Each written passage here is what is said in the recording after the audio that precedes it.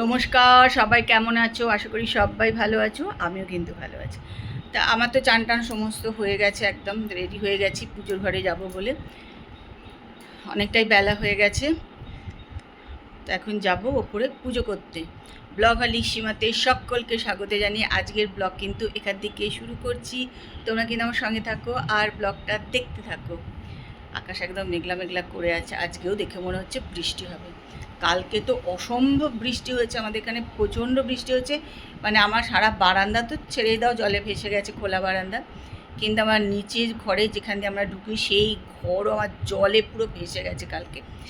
মানে প্রচুর বৃষ্টি হয়েছে কালকে।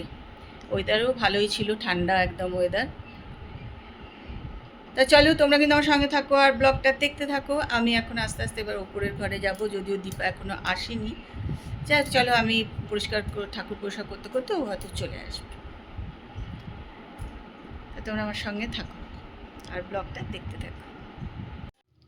চলো, আজকে মিষ্টি কি করে রেখে গেছে দেখাই। তো ফার্স্টে দেখো, এটা আমি একটু ছোলা আর বাদাম ভিজিয়ে রেখে দিয়েছি।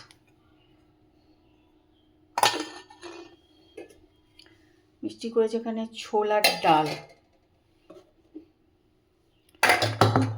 আর পরোটা।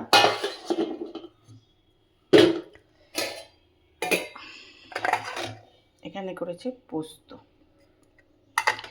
এটাই হচ্ছে আজকে মিষ্টি রান্না বান্না। এখন 3:30 মতন বাজে।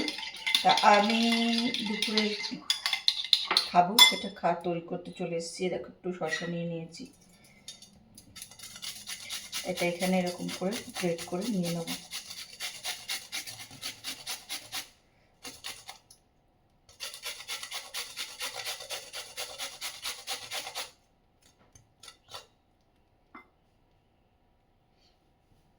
তো 2 শসা নিয়ে নিয়েছি। এবার নিয়ে নেব কিন্তু একটু আলু। আলুটা এতটাই সেদ্ধ করে ফেলেছে যেটা ঘষাও মুশকিল হয়ে যাচ্ছে, জানো তো। যাই হোক, একটুখানি ঘষে টষে নিয়ে নিলাম।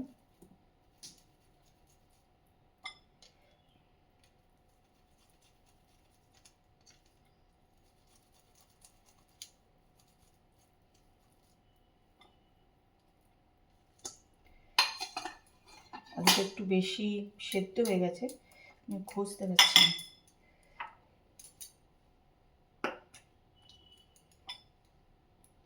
এবার এই মশলাটা একটু নিয়ে নিলাম।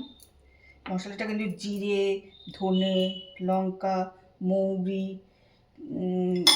কারি পাতা সব দিয়ে কিন্তু এই মশলাটা তৈরি করা আছে। তোমরা কিন্তু ঘরে করে নিতে পারো, এই মশলাটা করে খেতে পারো, দারুণ খেতে হয় এটা। আমি এর মধ্যে একটু ছোলা বাদামও কিন্তু অ্যাড করে দিলাম।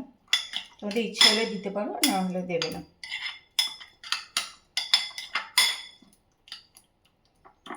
চলো, এটা আজকে আমার এখন খাবার।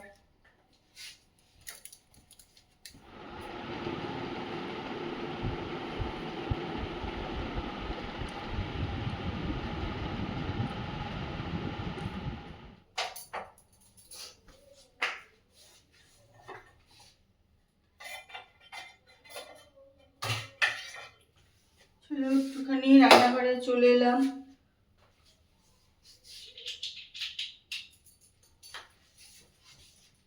সকালে এই যে ছোলার ডাল রান্না হয়েছিল, কিন্তু একটু সেদ্ধ মিষ্টি কম করেছে, একটু সেদ্ধ করতে হবে এটাকে।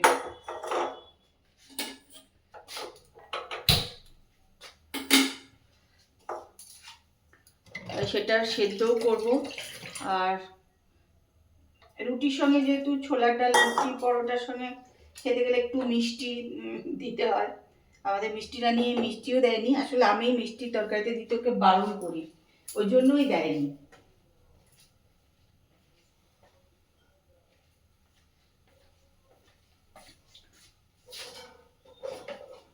তো সেই জন্য আমি একটু এর মধ্যে একটু মিষ্টি দিয়ে দেবো।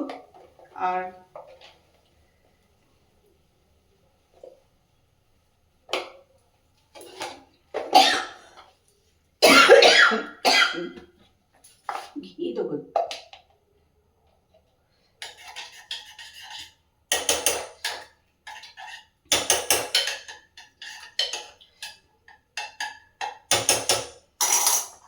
এটা দিয়ে একটা সিটি দিয়ে দেবো। এটা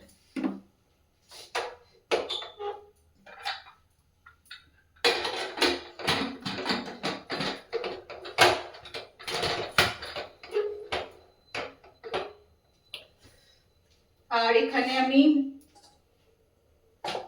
একটা পরোটা ভেজে নেবো, কারণ আমার একটু খিদে খিদে পাচ্ছে। তা ভাবলাম চলো আমি এখানে একটা পরোটা একটুখানি মানে ওই গরম করে নেবো, এটাও আর কি বলতে পারো।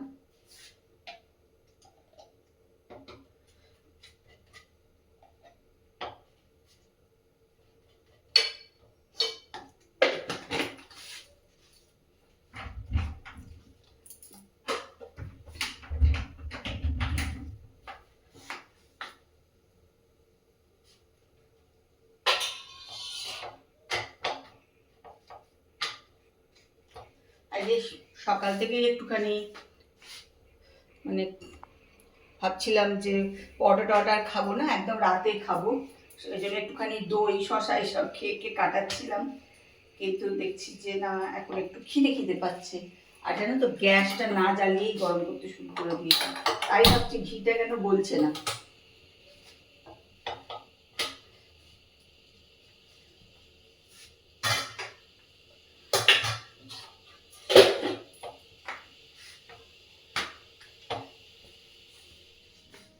চলো, আমাদের তো খাওয়া দাওয়া হয়ে গেছে। এখন একটুখানি রান্নাঘরটা পরিষ্কার করব, কিছু বেসিনের বাসন আছে সেগুলো ধুয়ে রাখবো।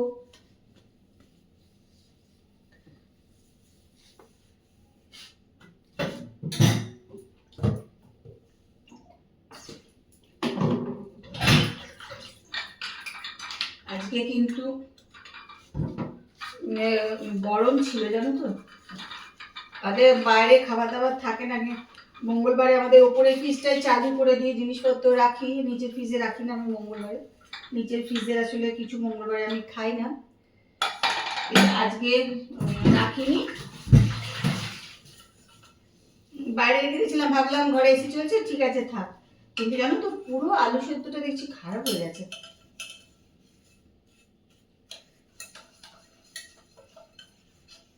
চলো একটুখানি এগুলো ধুয়ে রেখে দিই।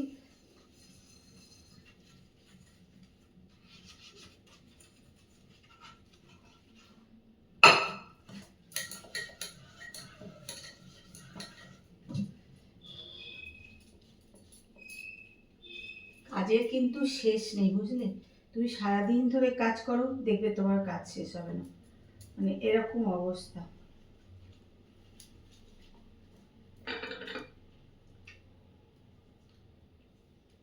এটা রোজ মিষ্টি ধোয় তো, পুরো ভেতরে গাডার ফাডার কিচ্ছু ধোয় না জানো তো, সব কিছু এখন আমি ধুতে এসেছি। আমি ওই জন্যই মাঝে মধ্যে সব জিনিসপত্র একটু ধুয়ে দিই, নাহলে কি বলতো, এই দেখো খাবার দাবার সব ভেতরে লেগে রয়েছে।